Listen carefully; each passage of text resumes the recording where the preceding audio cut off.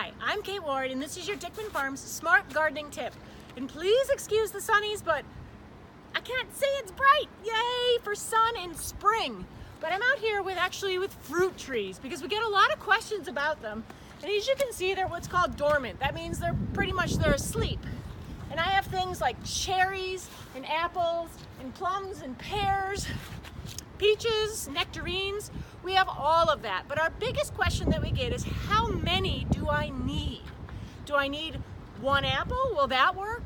Well, that's what we're trying to answer today. So to answer that particular question, sure, you can have one apple tree as long as you don't want apples. You actually need 2 different varieties of apples to produce that lovely crisp apple in the fall. So we have a lot of selections here, anywhere from greens to reds. I think there might be a yellow, like a Golden Delicious here as well.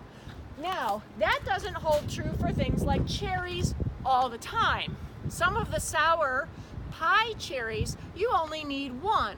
But most of the ones that you pick off and just pop into your mouth, those guys we need 2 different varieties of again. So then we go on to pears.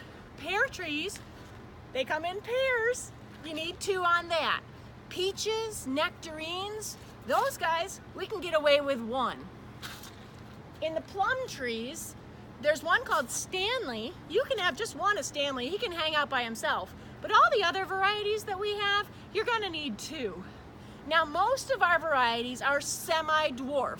That's fantastic because non-dwarf or regular standard size is 30 feet tall.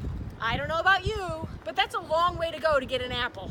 So, luckily, most of these should max out about 15 to 18 feet tall at their maturity. So just keep that in mind. 15 to 18 feet tall, probably 15 feet wide.